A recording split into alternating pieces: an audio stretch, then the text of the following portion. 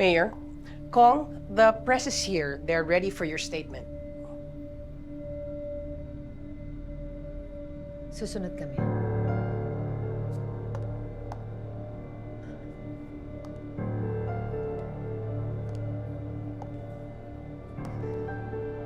Hindi ko akalaing mawawala sa atin si Erica nang dahil sa gera natin kay Tanggol. Kung hindi dahil sa Santino na yan, hindi mamamatay ang anak ko. Kulang pa ang 1,000 kamatayan bilang ganti, pamilya sa pamilya. Jesus. Kung ginawa lang sa aming Santino yung inutos ko sa kanya, oo, binaril nga niya si Tanggol. That stupid kid didn't finish the job, Ma. Hindi niya tinuluyan si Tanggol. Sinira ni Santino ang buhay ni Erica ng bintis nito. Namatay ang anak ko nang dahil kay Tanggol. Wala na si Erica Miguelito. Wala nang lugar ang Santino na yan sa pamamahay na to. Lalong-lalo na nawala ng papa mo.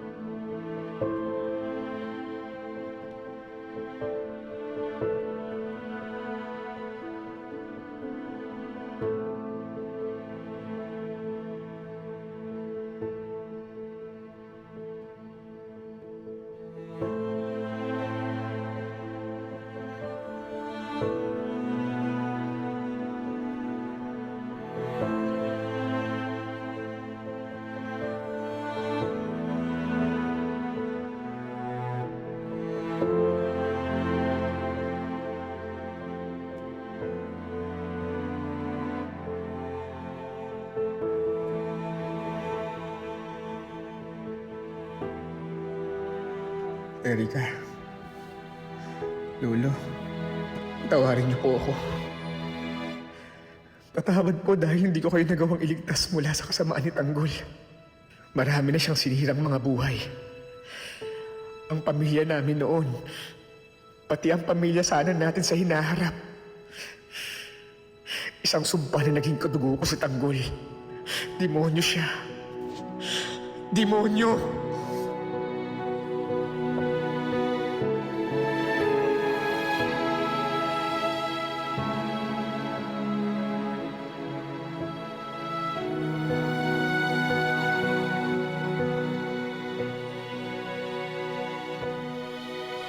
Hindi sanay sa dahas, Pamilya Guerrero. Hindi naging parte ng buhay namin ang karahasan. Naging mapayapa, pamumuno ng aking lolo na si Gustavo Guerrero. Kaya ang pagpatay sa kanya at sa kapatid ko, hindi ko kaya tanggapin. Alam namin na mahal ng mga Manileño si Don Gustavo. Kaya sigurado ako na nararamdaman niyo rin yung galit namin sa kung paano, kung ano ang ginawa ng mga masasamang tao sa kanya. Sanay kami na binabato ng mga inventong issue. Pero wag naman sana ganito. May masamang balak pa pala sila para sa pamilya namin. Sinubukan nilang i-assassinate ang papa ko na si Vice Mayor Roberto Guerrero. Pinatay nila ang lolo ko na si Gustavo, pati na rin ang kapatid kong si Erica. Kung alam ko lang, sana ako na lang eh. Sana ako na lang ang sinaktan nyo dahil handa ako tumanggap ng bala. Para sa mga taong mahal ko at para sa mga kababayan ko dito sa Maynila. Mayor, sa tingin niyo ba may kinalaman ang sunod-sunod na anomalya sa nangyari? How insensitive can you get it? Hindi mo pa nakikita? Namatay yung lolo ko at kapatid ko! Pinubulitigan mo ba kami? Pero Mayor, sinasabi ko lang kung ano yung nasa isip ng bayan. Luluksa kami. Wala kayong mga puso. Ang iniisip kasi ng mga Manileño, nagnanais sila na mawala ang karahasan yung mga nangyayari sa ating lungsod. Eh, yun din naman ang gustuhan namin mga Guerrero. Kami po ay nagpapasalamat sa lahat na simpatya at may karamay sa nangyayari sa aking pamilya. Pasensya na kayo ngayon dahil kailangan naman dumaan sa bigati sa nangyayari sa aking pamilya. At sana maintindihan nyo, tuloy na kami ng konting tuwang kaya kami naman nagkaroon ng pagkakataon sa aming mga na walang minamahal. Maraming salamat. Mayor! Mayor! Mayor! Mayor! Mayor! May kasal lang ako kasi tanong! Ano ba naman yan? Sir, sigurado ka bang makikipagkita ko sa mga Guerrero? Ang huling pag-uusap niyo, sinermo ng kanila.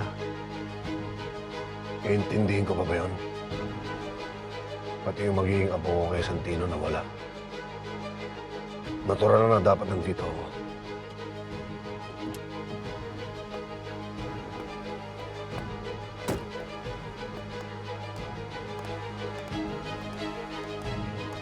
Hindi mo sila dapat pinatulan. Respeto mo lang sa papasa kay Erica. Namatayan ako ng anak. Papatol ako kung kanino ko gusto.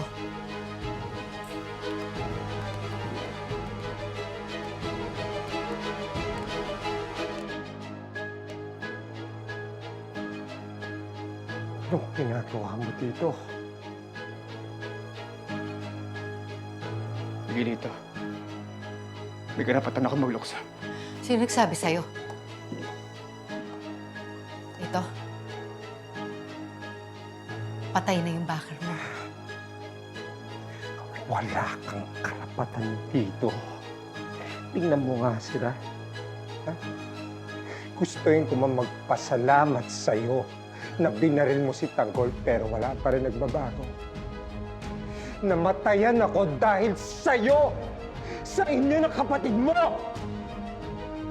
Kaya dapat ipagul yung pinaglalamayan namin dito eh. Pero hindi. Si Erica yung namatay. Si Papa yung namatay! You get the hell out of my house. Hindi ako aalis dito. I said, get the hell out of my house! Hindi ako alis dito! Bitawan mo yan! Bitawan mo ko! Hindi ako alis! Sino? Sino? Sino? Anong ginawa niyo sa anak ko, Mayor? Ayoko na makita ang pagmumukha niya ulit. Mayor, kaya ako pumayag na sumaming anak ko sa inyo. Dahil ang alam ko, tratatuhin niyo siya ng tama. Talaga? Paano dapat namin sa tinatod, Dimagi ba? Na parang prinsipe sa bahay ko? Alam mo ba kung nasan ka? Ha? Tumingin ka sa paligid mo, Dimagi ba? Nasalamay ka ng pamilya ko! Alam mo kung bakit sila namatay? Ha? Dahil kay Tanggol! Mayor, naiintindihan ko yung nararamdaman niyo. Pero huwag niyo sana isisisi sa anak ko na namatayin kayo. Kanino dapat? Sa'yo? Dahil pumalpak ka sa paglikpit kay Tanggol? Dahil kung matagal mo na sanang nahulit na patay si Tanggol, hindi mangyayari to.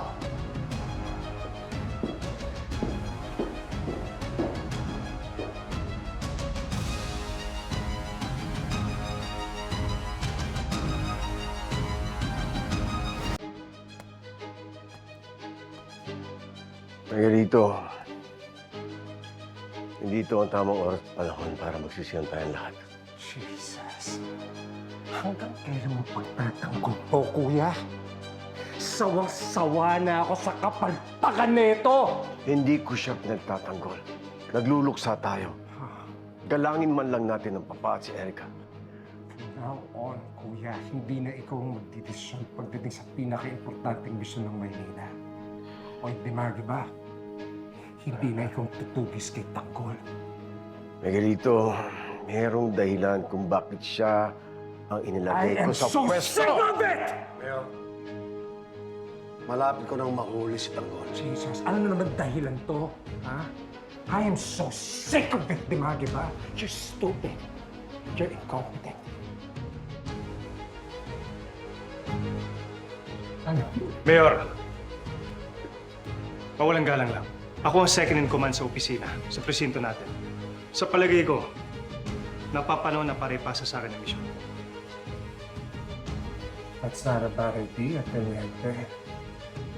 Trino, magmula ngayon, ikaw na ang tutugis kay Tanggol. Pag nagawa mo ng tamang trabaho mo, I'm gonna promote you. Ikaw na ang magiging bagong hepe ng Quiapo. Parang may problema ka ata, di ba?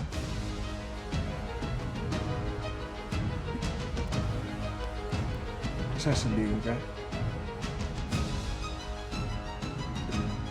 That's what I thought.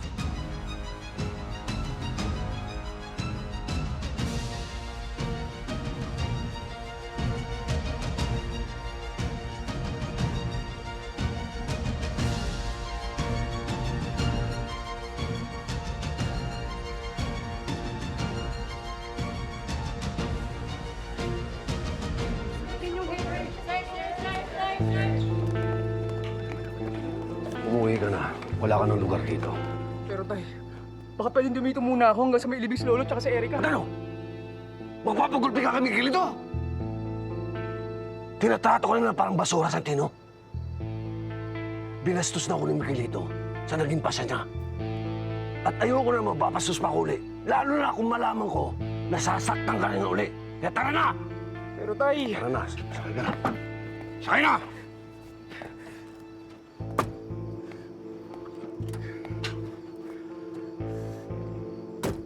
Mayor, huwag po kayong mag-alala dahil hindi ko kayo bibiguin. Kahit anong iutos ninyo, makakaasa kayo gagawin ko. I want Tanggol's head. Nakikita mo to, Teniente. Nakikita mo yung ginawa niya sa pamilya ko. I want them all dead.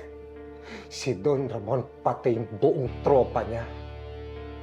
Naintindihan mo ba ako, Teniente? Opo, Mayor. Makakaasa kayo. Don't overpromise and underdeliver, Teniente. Huwag mong sabihin sa akin parehas lang kayo ni Dimagi ba? Mayor, hindi po. Tinuturing kong personal na kaaway si Tanggol. Gagawin ko ang lahat. Maging susi lang ako sa pagbagsak niya. Hindi lang pagbaksak niya ang gusto ko, Teniente. Ang gusto kong mangyari, si Tanggol, yung susunod na paglalamayan.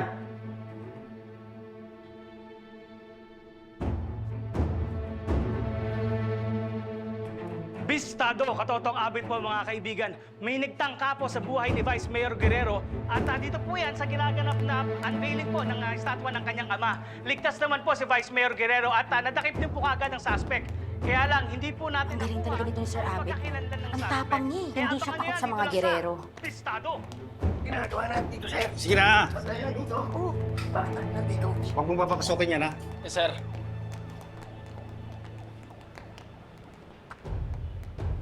Oh, sir! Uy, sir! Sir! Sir, i-interview ko lang Sir Abit. papasok na suspect. Sir, pasensya na po. Hindi po pwede ang Hindi press pwede, dito. sir. Lagi ninyo mo kami pinapapasok dito dati.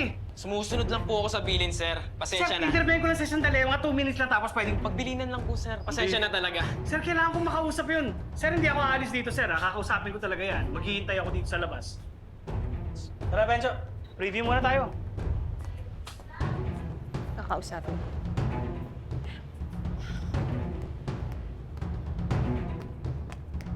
Basta mo! Sir, ano ginagawa natin dito? Ayan, ha? Sir, ano ginagawa nyo? Hindi naman ito pinag-usapan natin ni General, ha? May nagsunod na reporter. Relax ka lang. Lalaya ka rin mamaya. Kaming bahala sa'yo. Gusto mo? Gusto mo?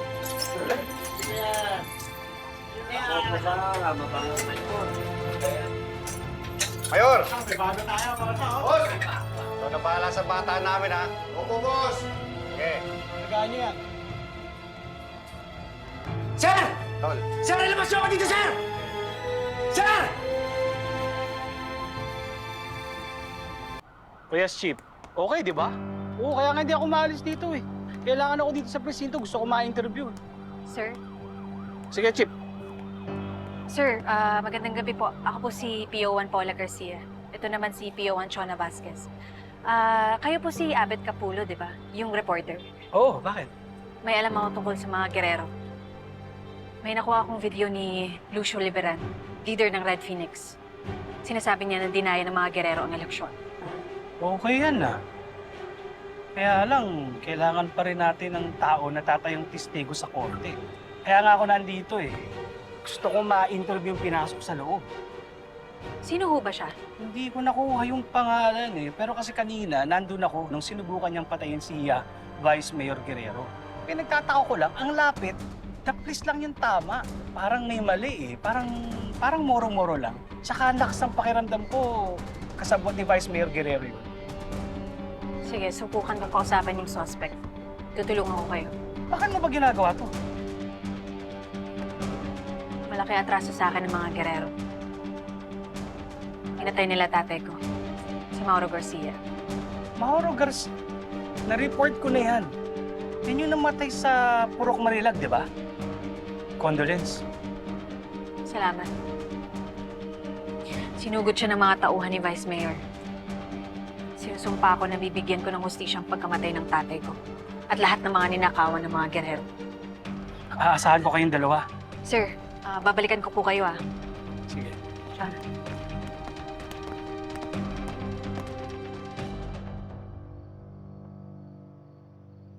Di ba kayo nag-aalala?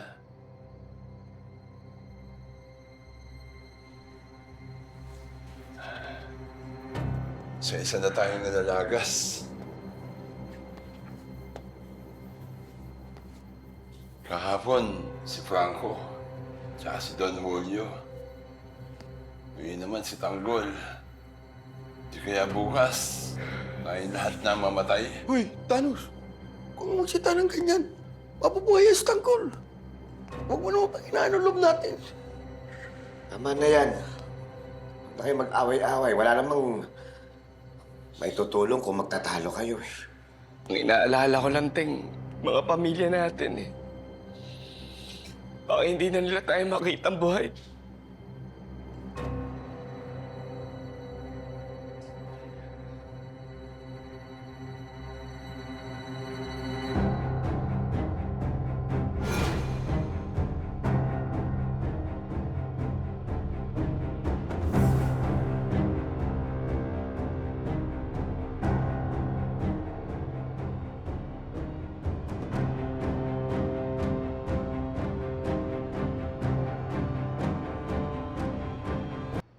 Sana lang, kung ano man yung mangyari sa atin,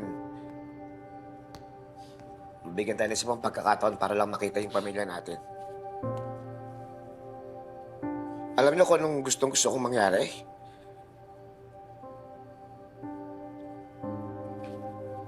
Gusto ko makita yung nanay ko. Gusto kong mayakap. Tapos sabihin sa harap niya mismo, na mahal ko siya. Alam, makapag-usap pa kami ng lola ko. Baka hingi man lang ako ng tawad sa mga nagawa akong kasalanan sa kanya. Ako, miss ko na yung tatay nanay ko. Gusto ko na sila mayakap. Gusto ko sabihin, mahal na mahal ko sila. Masakit dito. Wala na tayong panahon para makita sila lahat. Pagdabas natin sa bahay na to, sigurado marami mga polis na nakapaligid. Baka di na tayo umabot ng San Dimas na buhay. Alam niyo ang pinasok ninyo. Alam niyo sa bawat laban, hindi tayo nakakasiguro na makakauwi tayo ng buhay. Huwag kayong paghinaan ng loob. Dahil may pag-asa pa tayo. Dahil alam ko, buhay si Tanggol. At ang misyon natin, kunin ang Maynila sa kamay ng mga demonyong kirero na yan.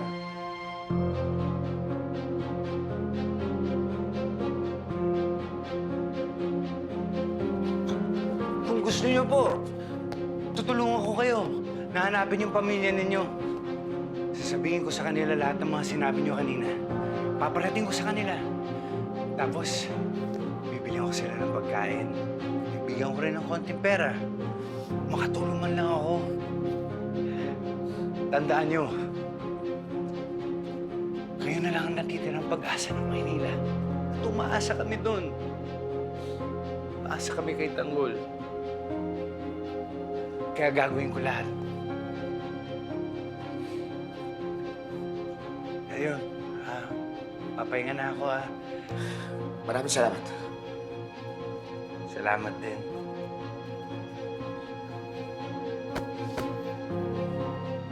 Para kay Tanggol.